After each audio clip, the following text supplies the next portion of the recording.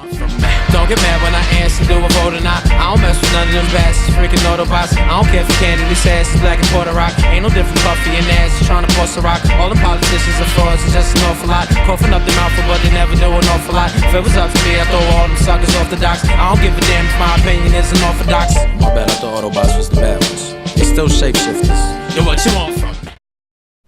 Word up, yeah, I'm enjoying this. Shouts to Hip Hop Kemp, they hooked up the vegetarian catering, yo, shouts. We are 5 minutes after your show. How do you like it? It was fat, it was fantastic. The crowd is fat and it's live as hell. It's a beautiful night out tonight, you know what I'm saying? The weather's perfect. I thought when I wore just a t-shirt and shorts that I might get cold, but it was love out there. My last song got cut, you know what I'm saying? They cut my last record. I like to end with What You Want From Me, the Odyssey joint that I got, because it hits hard, and Odyssey made the stupid beat for it. But I ended with Not Really, which is a big joint, but it's a more laid-back joint. But I guess we try to, you know, we end on that laid-back tip. But with the exception of that, and even though there's no exception, it was fat, I loved it. In interviews, you often stress the fact that you are not rap like other rappers. You know, just what makes you stand out from the rest of the rappers? I don't rap like nobody else in the world. That's why I said in The Musician, I'm not trying to waste an instant trying to explain how I'm different from other rappers as far as their traits. Like, there could ever be a logical answer other than the music we make. Don't nobody ever rap like me ever before in the world. Nobody ever gonna rhyme like me. Nobody can rhyme like me all around the world. My cadences, my bars, my rhythms, my melodies, my concepts, and my execution is unlike anybody else. That's the only thing that's supposed to set rappers apart. It's not supposed to be nothing other than that. It's supposed to be the music. My music sets me apart. That's what sets me apart. Media says that you are a lyrical monster. I would agree, yo. I would agree. Okay, Stone's Throw. That's your label. For many people, it's one of the best label, you know, in the rap game. This is sort of elevation for you. Yeah, I mean, Stone Sour, I was a big Stone Sour fan, you know what I'm saying? Before I got signed to Stone Sour, I was a huge fan of all the talent they got over there. Doom is one of my favorite MCs ever rhyming, you know what I'm saying? But, you know, I could really run down the list of the talented cats over there. But when I started talking to Wolf, you know, Peanut Butter Wolf, I was nervous every single time I started talking to him, you know what I'm saying? Because I was just like, yo, I want this to work out, you know what I'm saying? Like, and thank goodness it did, yo. Thank God that it did. Every day, life is but a dream. But life was but a dream even before that. But life is still but a dream, you know? Two Hungry Bros, they make a beat for probably one of the best your tracks and on Good Son. And how did your cooperation start? They made beats on The Good Son. They made beats on First of a Living Breed. They did that Mind on Mind joint. That They did that joint. They did the Essence. They did the iTunes. They did a bunch of joints for me. That started based off a brother named Fresh Daily from New York, from Brooklyn. And he introduced me to the Two Hungry Bros. It's Rob and Deep. Oh, actually, Rob is Deep. Deep and Ben. Ben Books. It's Deep and Ben Books. And the chemistry immediately was crazy. And really my signature song for a long time, you know, now it's kind of become Not Really a little bit, which is cool. I love both of them joints. But the Carpenter was really... That was on the start, as a first track. Yeah. That was really... That was a song that a lot of people knew of me, you know, like worldwide. The thing is, on the Good Son, actually, they made only two beats for two tracks, yeah? Yeah, they did that and they did the Essence. Yeah. So just like, but only two, but actually probably the best. Yeah, we always continue working. They did two on Subject Matter also. Or actually, yeah, they did Orchard Beach and Mine on Subject Matter.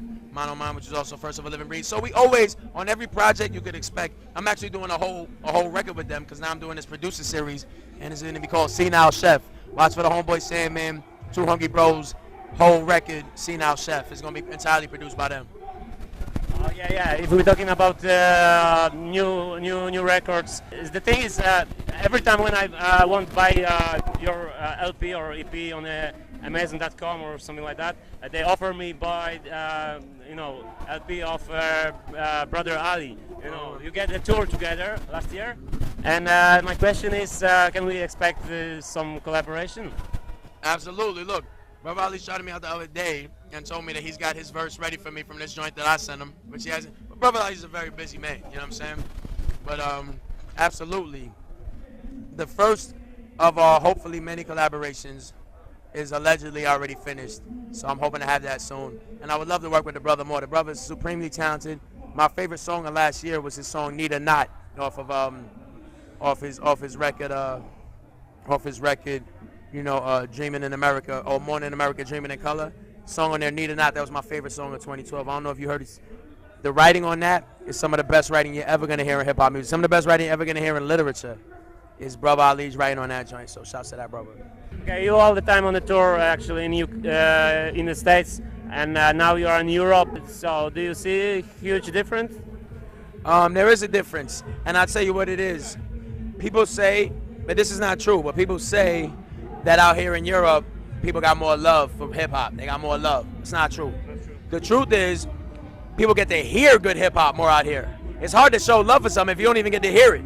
In America, they don't even play talent-based hip-hop for the most part. There's some hip-hop that's talent-based hip-hop that gets to the masses, but it's the minority for sure.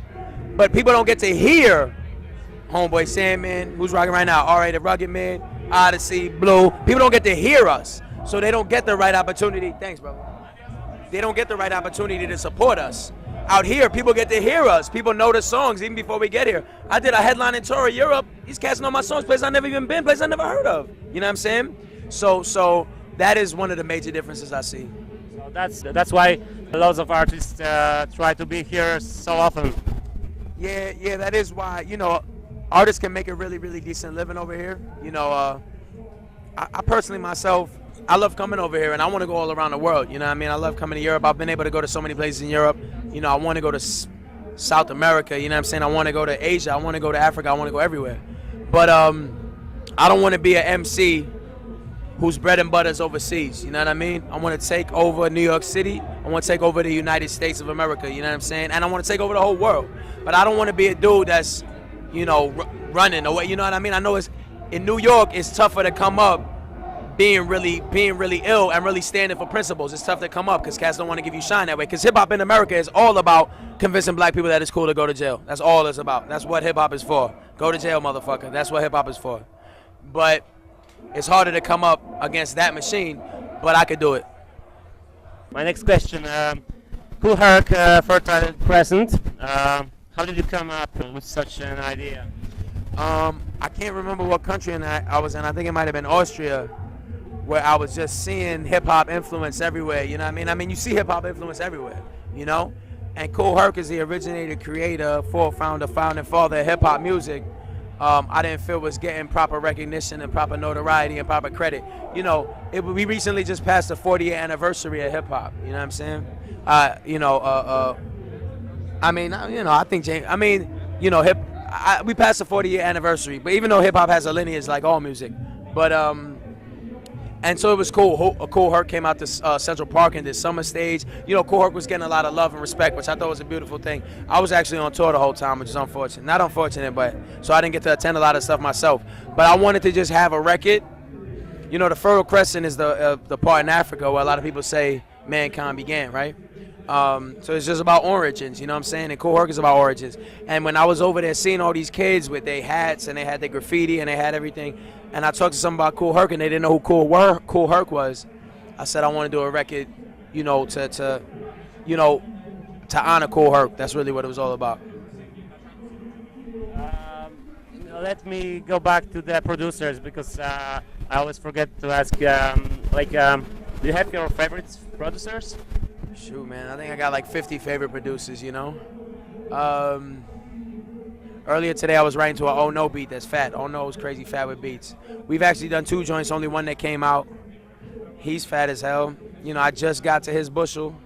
2 Hungry Bros I love M. Slago, who did All That I Hold Dear, my latest release. M. Slago did the whole thing, and he did Tablecloth that I did out here. He did 2 of the joints I did out here. Musician, he's amazing. You know, LRTNC is amazing. Paul White from London. We're about to come out with some ish called White Sands. There's so many gifted producers, you know what I'm saying? And then, you know, at Stone Sour, obviously. Yo, Peanut Butter Wolf is making beats for me. I got beats from Peanut Butter Wolf. He hasn't even made beats for 12 years. Madlib is obviously repping Stone Sour. CX Kid Tronic just did a beat that me and Pharoah Monch are on that's going to come out. That's called Up Louder. There's so many fat producers. When I look at your featurings, I don't see a long list actually. Don't you like performing with other rappers, or just like you are so busy? It's not that I don't like performing with them. I don't know, on my albums, I don't know, I like the attention, you know what I'm saying? Plus I can do it all myself. Like, if I feel like on All That I Hold Dear, we had my boy Goblin coming out of Queens, and we had MED from Stone's Throw, Metaphor. And both of the songs that they came and rocked, but I'm not the guy that's trying to get features just to be like, yo, I got a bunch of names on my record. You know, that's not me.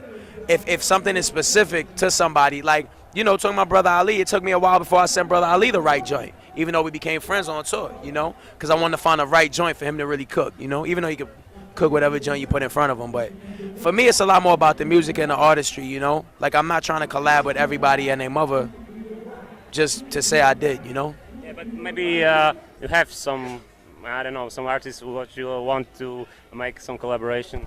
Yeah, you know, I named some of my favorite artists, man. You know, YC the Cynic is releasing his album August 26th, GNK. I Am Many, and I got a whole record produced by Vex Ruffin and a crazy producer. Odyssey produced a song of mine that he's another one of my favorite producers. You know, the Rock Creek Park instrumentals I've been listening to. But, dang, I forgot what the question was. Oh, there's a zillion, I mean, there's a lot of people I would like to work with. I can't say a zillion.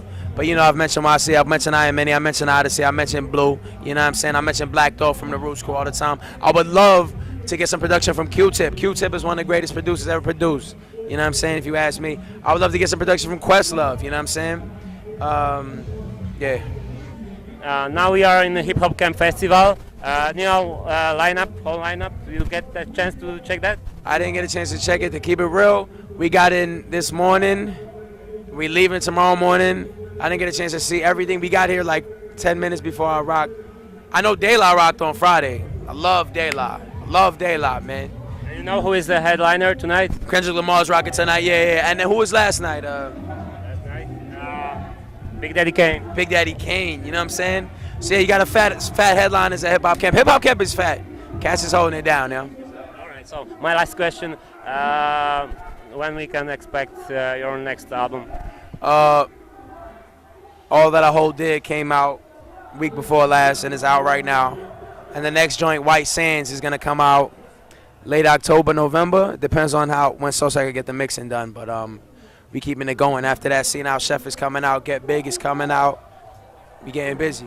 Okay, my second to last question, because I figured out that you like record EPs.